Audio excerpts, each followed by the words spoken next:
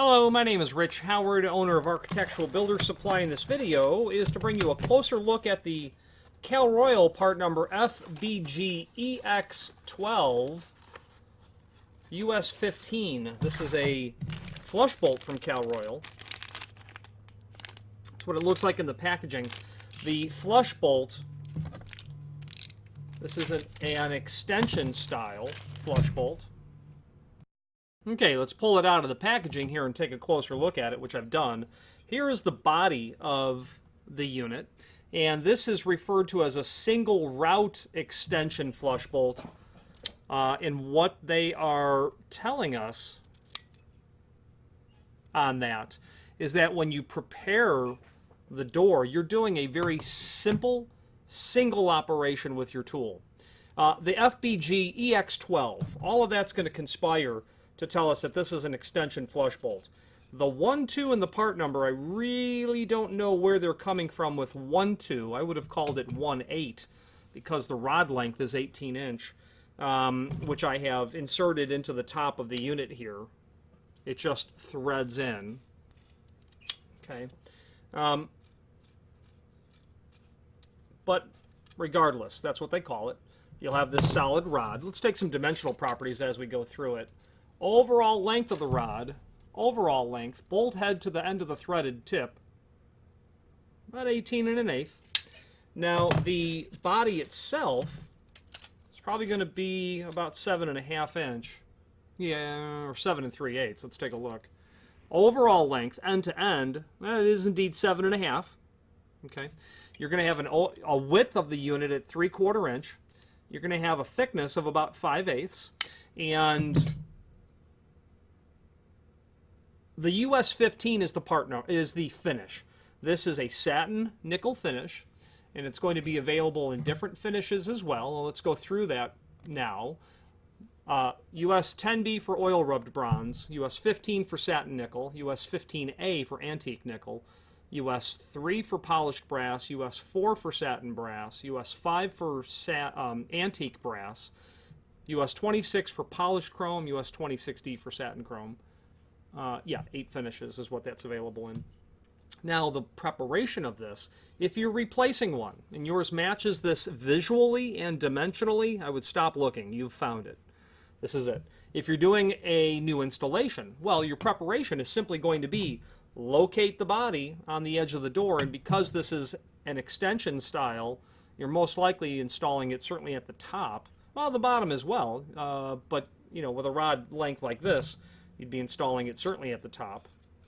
When I thread this rod into the unit, all the way in, I'm going to be looking for the proper location to place the body to the top or the bottom of the door. I'm putting this down on my desktop here, and when I measure this,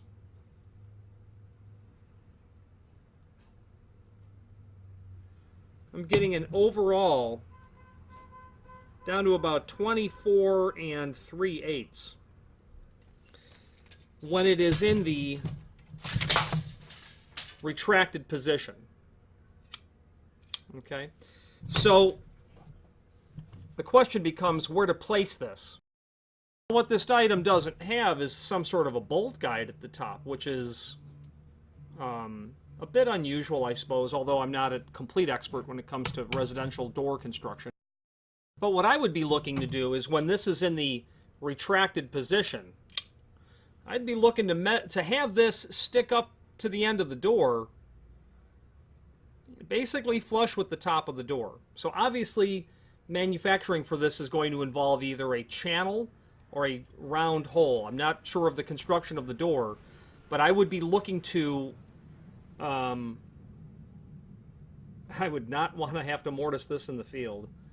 I'm going to say that residential doors like this are manufactured for this hardware, and that you would actually never install this in the field after the fact. And here's why. You can prep the body 3/4 by, we said it was 7 1/2 overall length. So you're going to go to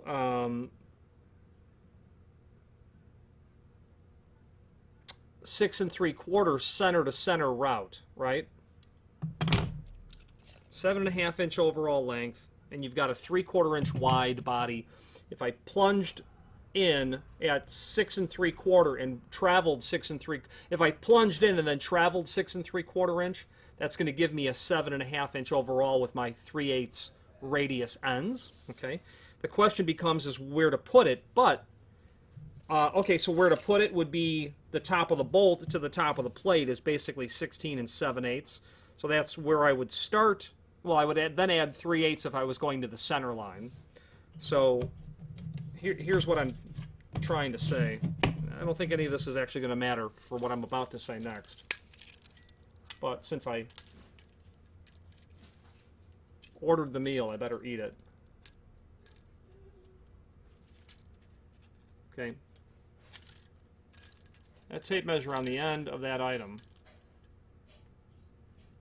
16 7/8 is where that's coming into.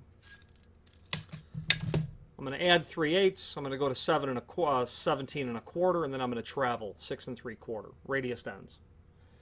The problem is going to be drilling a hole from the top or the bottom of the door to get this to meet down here, and that's where, for sure, this door is going to be manufactured for this. So you would not, in my opinion, attempt to mortise this in the field, because while it's possible, it is true that fixtures and long drill bits exist. Getting a hole drilled, let's say you're going to drill 3/8 of an inch, and that bolt head diameter is roughly 5/16, there'd be no way for you to safely drill down and not rupture out of the edge of the door. So doors are going to be manufactured for these, certainly, which means if you're looking for this, you're doing a replacement. Or you're doing an installation. Let's say you could be manufacturing the door, where you've taken the stiles and you've, before assembly of the door components, flipped it over and ran it on a router table to create a trough for that bolt to run in. That'd be kind of cool if you did that. That would certainly work. But doing this in the field after the fact on a new door, that's not going to be what you're doing. Anyway, this will also include a strike plate, tiny little strike plate that's probably about 30 thousandths thick. 1.5 inches by about 11/16. It's going to come with 4 screws, 2 longs and 2 shorts.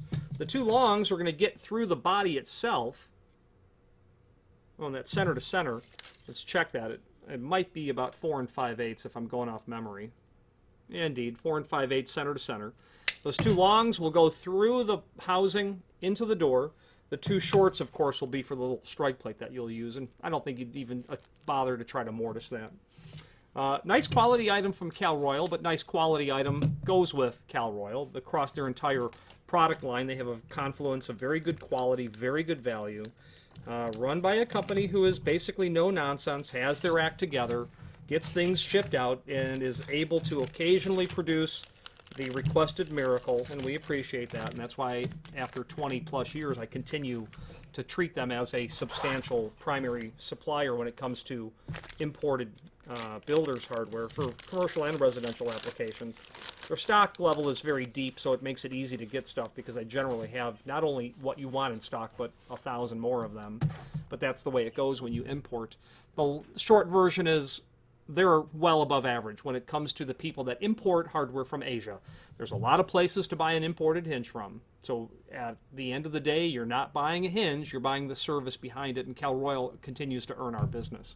If you have any questions on the Cal Royal FBGEX12 and a US15 finish or any other Cal Royal product, please feel free to reach out to us. And thank you.